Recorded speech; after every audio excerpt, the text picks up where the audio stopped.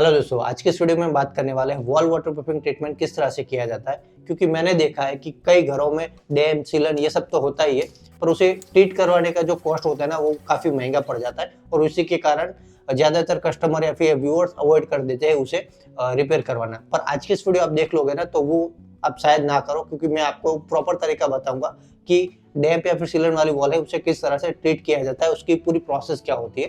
ये प्रोसेस आप समझ लोगे तो खुद से, यानी कि हाँ दोस्तों, आप खुद से ये पूरी ट्रीटमेंट अच्छे से कर लोगे। और मैं आपको इस पे लगाने के लिए एक बेस्ट केमिकल भी सजेस्ट कर दूंगा, तो वीडियो में बने रहना, ये पूरी प्रोसेस आपको अच्छे से मैं समझा दूंगा। और हाँ दोस्तों, हम वीडियो में आगे बढ़े उससे पहले मैं आपको बता दूं, अगर आप ट्राई करते हो ना हो पाए तो हम तो बैठे ही हैं, आपको पूरी सर्विस प्रोवाइड करवा देंगे। तो चलो वीडियो स्टार्ट करते हैं।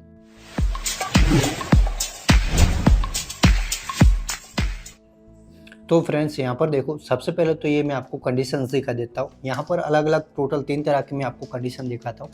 यहाँ पर ये पपड़ी कुछ इस तरह से निकल रहा है, तो ये एक तरह का डैम्प होता है। एक होता है कि आपने कुछ सालों पहले वाटरप्रूफिंग ट्रीटमेंट करवाया, यानी कि 2-3 साल हो चुके हैं, उसके बाद वापस इस तरह का जो डैम्प है वो आने लगता है। तो यहाँ पर भी ट्रीट करना होता है। कौन कौन से टूल चाहिए ना, तो वो मैं आपको समझाता हूँ, उसके लिए आप टेंशन मत लो। पहले तो मैं आपको जो सरफेस होती है, यानी कि किन किन तरह की आपको डैम्प देखने को मिलता है वो दिखा देता हूँ। ये है थर्ड। मैं आपको दिखाता हूँ कि इसी तरह का कई आपका फर्नीचर के पीछे भी जब पानी लगता है तो वहाँ पर पपड़ी बनने लगती है। जैसे कि आप ये वाली सरफेस देखो, दिखने में तो छोटा सा पपड़ी होता है, जब आप उसे निकालना चालू करो तो किस तरह से आपको हैवीली डैम्प दिखने लगता है कि ये तो इतना सारा फैल चुका था, निकाला नहीं होता तो पता ही नहीं चलता। तो ये डैम्प होता है, और ये सब निकालने के लिए हमें कुछ नहीं करना होता है, सिंपल सा तो काम है। वहाँ पर हमें पुट्टी ब्लेड लेना होता है और अच्छे से पूरा जो डैम्प है ना, जहाँ तक निकलता है ना, उसे निकालना होता है। और उसके बाद वायर ब्रश लेना होता है। जैसे कि यहाँ पर आप देखो, ये भी है, यहाँ पर भी उसी तरह से हम और आगे निकाल के मैं आपको दिखाता हूँ, और वो भी एक पुट्टी ब्लेड की मदद से। यहाँ पर मैंने हैंडल वाला लिया है, क्योंकि पीछे की तरफ कई बार ऐसा होता है कि सॉलिड पार्ट आ जाए, तो पुट्टी ब्लेड नॉर्मल होता है तो वो हाथ में लगने का चांस होता है, पर हैंडल वाला कभी भी नहीं लगेगा। और हैंडल वाला पुट्टी ब्लेड 50-60 रुपये में आपको मिल जाता है। उसके बाद वायर ब्रश की ज़रूरत होगी। वायर ब्रश इसीलिए कि जब आपने पुट्टी निकाल दी या फिर जो सरफेस है उसे अच्छे से प्रॉपर सैंड करना होता है। ये ना करो तो क्या होगा, लूज पार्टिकल। जी हाँ दोस्तों, सीमेंट आने लगी है तो वहाँ पर कई बार ऐसा होता है कि सीमेंट में से जो मिट्टी होती है वो अलग होने लगती है। जैसे कि आप यहाँ पर देख ही सकते होगे, मैं जब सैंडिंग कराऊँ तो एक्स्ट्रा डस्ट निकल रही है, तो वो सबको निकालना होता है। और उसके बाद जो भी डस्ट निकली है ना, उससे हमें पेंट ब्रश आता है ना, जी हाँ दोस्तों, पेंट ब्रश या फिर कपड़े की मदद से डस्ट को प्रॉपर क्लीन कर लेना होता है। ये करो तभी आपकी जो आगे की केमिकल वगैरह है वो टिकाऊ रहेगा, वरना अच्छे से टिक भी नहीं पाएगा। तो ये कर लो। उसके बाद हमें उसे पानी से साफ करना होता है। अब पानी के अंदर आप चाहो तो डॉक्टर फिक्सिट का 302 यूआरपी आता है, वो मिक्स करके भी ये साफ़ कर सकते हो, पर मैं अभी यहाँ पर नॉर्मल पानी से आपको साफ़ करके दिखाता हूँ। और उसके बाद पानी को पोंछ लेना है, ज़्यादा नहीं रहना है, और प्रॉपर सूख जाए ना, उसके बाद ही हमें आगे उसके ऊपर कुछ केमिकल या फिर और कोई भी ट्रीट करना है। तब तक ऐसा ही ड्राई होने दो उसे।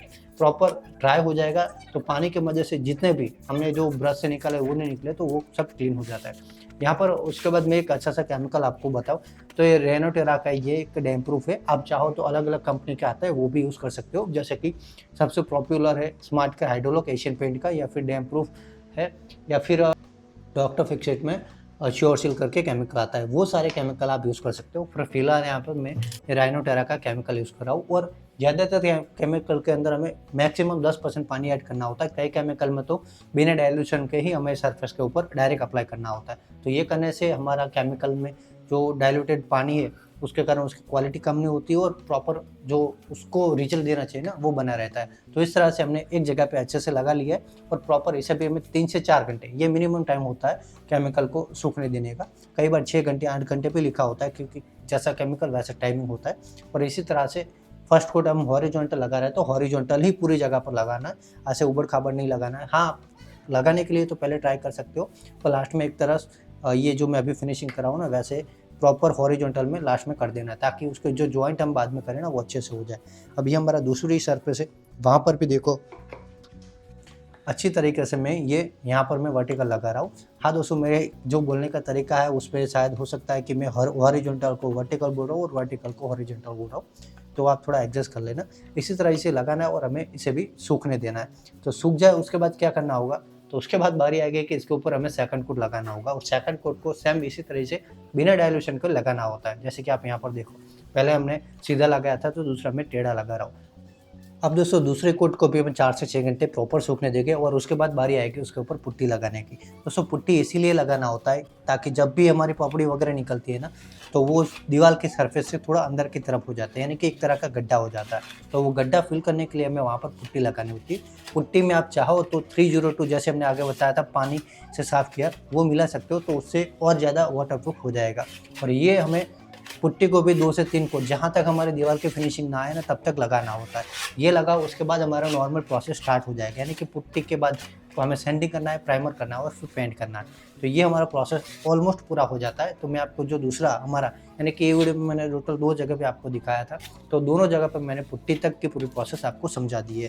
तो आई होप आपको ये पूरी प्रोसेस समझ में आई होगी। कुछ भी डाउट है तो प्लीज़ कमेंट में पूछिए। और हाँ दोस्तों, आपको ये हमारी पूरी प्रोसेस पसंद है तो प्लीज़ वीडियो को लाइक, शेयर और सब्सक्राइब करना ना भूलें। Thank you.